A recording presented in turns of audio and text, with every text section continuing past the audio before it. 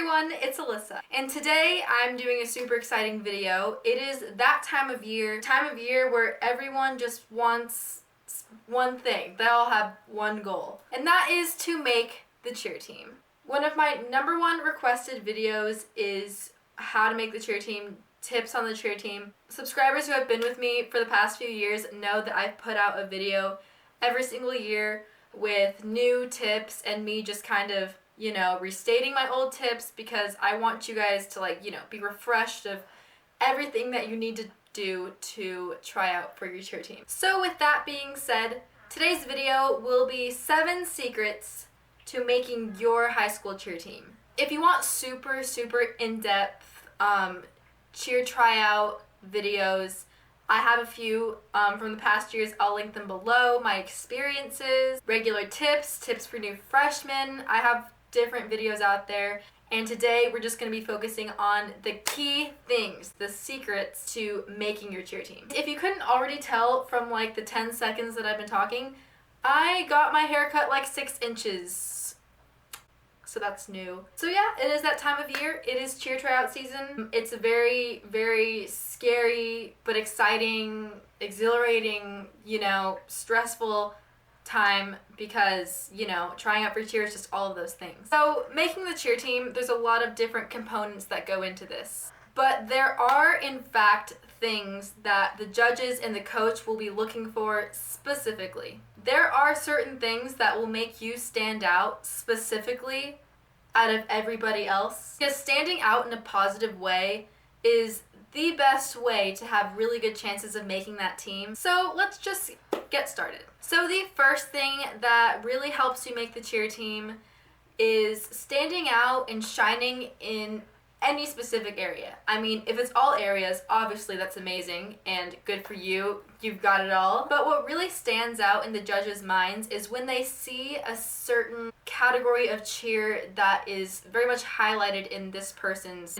tryout. So let's think about tryouts. We have jumps, we have cheers, we have tumbling, we have stunting for some of us, all different sections. And what I'm saying is that if you are just being a shining star in one section, they will remember you. Being an all-round perfect cheerleader is not what it's all about. In a lot of cases, it's okay if you don't have that tumbling skill that they recommend for you to be on the team. I'm not saying that it's guaranteed that you'll make it, and sometimes other schools have stricter rules than others, but let's just say it is the jump section and you have the best jumps out of everyone trying out, or at least top 5, they will remember you. They're going to remember, be like, oh, that's the girl with the great jumps. Oh, that's the girl with the amazing basing skills. That's the girl who was smiling a lot. That's the girl with the full. If you stand out in one area, it will glue to their minds. When they remember you, then that's what helps your name keep getting pops up when they're deciding who to recruit on their team. So making sure that you are highlighted in at least one area of cheer tryouts is a really helpful thing. That being said, number 2 is smiling a lot. And you might be like, yeah, smiling, but does that mean I have a tuck? No. Does that mean I can pull a scorpion or a needle in the air? No. But you have no idea how much this means to the judges. You know why? Because, or at least in most of the facilities I've been to, not a lot of people smile. But they're cheerleaders, why wouldn't they smile? You wouldn't believe it. So many cheerleaders, so many people trying out actually don't smile. Or just don't smile enough. This isn't a smile. That's not a smile. When I mean smile, I mean when you are greeting the judges, when you are turning in your paperwork, when you are trying out especially is what I'm emphasizing. Just exaggerated cheer facials. I don't know why, but I feel in high school cheer, cheer facials are kind of getting diluted a little bit. People are doing it a lot less, and I'm just isn't that what cheer's all about? Coaches will notice if you're smiling a lot. That kind of shows a lot of dedication. That shows that you love what you're doing. Make sure when you're stunting, you're smiling. Honestly, my coaches have personally told me that. They call out girls who are stunting and smiling at the same time. a back spot in a competition. They'll be like, did you see that back spot out there? She was smiling and nobody could even see her. Like, that is true dedication. So make sure when you are doing the dance, when you are doing the cheer, when you are stunting, you just keep that smile on your face. Because cheerleaders, we are supposed to cheer people on. So make sure that you look just as uplifted as you want the judges to be about your performance. Yeah, smiling is super important, and doing facials. Obviously, there's a difference between going overboard and not doing that much, but I would say it's better to go a little more overboard than to go, under. The third thing is volunteer for whatever you can. For example, at my high school cheer tryouts, the coach always asks one of the newbies or like one of the people trying out saying, would somebody like to call out a cheer? Because you know how like in most tryouts they teach you a cheer and you're gonna perform it, when you try out. So when you guys are practicing, maybe if the coach asks someone to volunteer to call out the cheer, make sure that you're the one that does it, because showing that you have confidence is such a good thing. That is such a good sign. That is like the best flag, like waving up when the coaches see that you volunteered to call out that cheer, or that you volunteered to do whatever else, or to go first for something, or if you volunteered to lead the stretches. But that's only if they ask you to do it. Don't just like cut in front of everybody and be like, oh, I'll go first. If they ask for someone to step forward and step up to the plate and do something, totally take the chance and do it, because that will help you so much. And the fourth thing that I'm going to be talking about is that there is such thing as spirit over skill. As I was kind of relating it to with my other topics, being the best stunter, tumbler, jumper isn't exactly everything. Sure, that can help you out a ton, but there is a limit where spirit does overcome skill. I know if I was a coach, and in a lot of coaches that I know, if they saw a girl trying out with a handspring tuck, like pretty decent jumps, but she looked like she did not want to be there at all. A frown, she did not like have any spirit. She literally looked like she rolled out of bed, or if it looked like her parents were forcing her to be there, then nobody's gonna want to recruit that girl because she doesn't want to be there. They want someone with dedication and passion for what they're doing. However, if there is another girl, this girl, let's just say hypothetically, she only has a round off, or maybe working on her round off back handspring. She has jumps that are not so good, but they're getting there. But she's smiling all the time. She seems super dedicated. She wants this super bad. And you can just tell in her face and tell in the way that she's trying. And you can just tell how much this girl wants this. Trust me when I say that the judges can read you. They can read exactly how much you want this. And if it were between the two girls, most coaches would choose the one with the higher spirit and so much potential. Because trust me, if you have passion and dedication and spirit for what you want to do, for that school, for cheerleading, then you have so much potential. And that is a great thing to work with. That is a great thing to start with.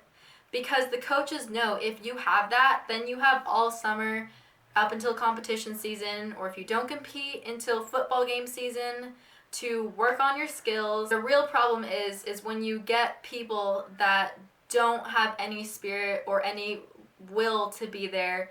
That's when you're gonna start recruiting the people that don't show up to practice, who just bring the team down, because you're only as good as your weakest player, and your weakest player isn't always the person with the weakest tumbling. The weakest player can be the person that doesn't show up to practice, the person that you can tell doesn't want to be there. The fifth thing I'm going to be talking about is do your research. When I say do your research, I mean about the cheer team, about the school, about the past teams, past competitions, watch their old routines, watch their old game day footage, whatever it is you need to prepare. You just want to find out things that could be beneficial to you when you're trying out. Like maybe reach out to a current team member or an alumni. But yeah, just do your research. Like search up on the school website, look up what you need to wear, look up what they want from you, what they expect out of you, the summer schedule. It's all going to be so helpful for you, and you're going to feel a lot more familiar with everything. And when you're familiar, you're going to be more confident. The sixth thing I'm going to be talking about is seeming very prepared.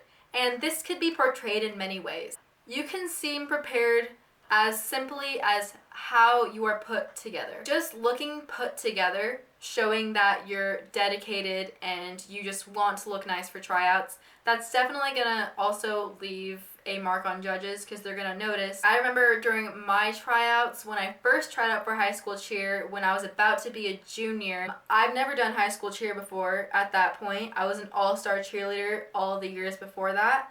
So I was like, I want to, leave a good impression. So I wanted to look really nice. And plus, when I looked nice, I feel more confident.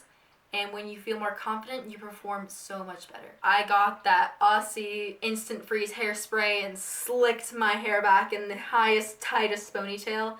Made sure my bow was upright and facing the front the entire time. Red lipstick and eyelashes were required for our tryouts. Most tryouts I feel like aren't like that, but yeah. I just made sure I looked really nice. I perfectly did my makeup. I spent a lot of time getting ready for it because I wanted it so bad. I made sure that, my shoes were tied. I had no-show white socks on. These are just all little things. I understand that, but everything counts when you are trying out for cheer. And also by being prepared, make sure you have all the paperwork done and ready.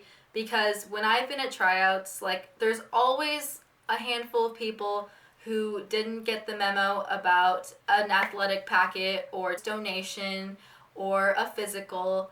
And although they still might let you try out without those things and you might just have to give it to them later, it does kind of reflect on the fact that you didn't do your research and you didn't spend enough time making sure that you have everything you need. And you want to make sure that you spend a lot of time preparing for this. Also, being prepared is getting all your tumbling before tryouts, because a lot of the times they're going to have requirements like you need a tuck, you need a back handspring, some even need a layout or a full. And make sure that if you really want this, you will take the tumbling classes to get where you need to be. As I remember, I used to go to a tumbling class at a gymnastics place when I was in middle school, so I wasn't near high school cheer yet, but one of my tumbling coaches was saying the high school cheer tryouts are next week, so we have everybody taking one private so they can get a back handspring. And in my head I'm like, one private to get a back handspring, please. You need to be more prepared than that. If you think that you can get a tumbling skill in that short amount of time, then oh. Honestly, if you can do that though, I am so jealous of you. I envy you. I wish that was me. Yeah, make sure you have all your skills beforehand. Practice your jumps beforehand. Practice your dance beforehand. Practice your motions beforehand. Make sure that you're sharp. Make sure that you know all the cheer motions. A lot of people go into cheer tryouts not knowing basic cheer things like what a high V is, what a T is, things like that, and maybe how to perform a toe touch or a hurdler and a pike. It's all vocabulary with cheerleading. Make sure you know what a lib is, an extension, but just make sure you know what it is, because a lot of times at tryouts, girls actually wouldn't know what some of those things are. And even to some of you guys, these words might sound foreign if you're just coming as somebody who's never cheered in their life before, but to a cheerleader, these words are like apple and banana to us. So just make sure you know most of cheer terms and what they mean. If the coach asks you to do a high V and you don't really know what they're talking about, they may not put you on the team. I've seen it happen. I'm not just making stuff up. I swear I did not pull this out of my butt. The last thing, one of the secrets to leaving a good impression on the judges, is super simple. Just thank the judges when you're done. That is super sweet. I know my coach, my all-star coach, he's always make sure you thank the judges, because a lot of people do not do that, and they work very hard to do what they do, and they'll really appreciate it if you thank them, and maybe it will even help them remember you. Alright, so that is 7 secrets to making your high school cheer team. Thank you guys so much for watching, and I will see you in my next video. Bye everyone!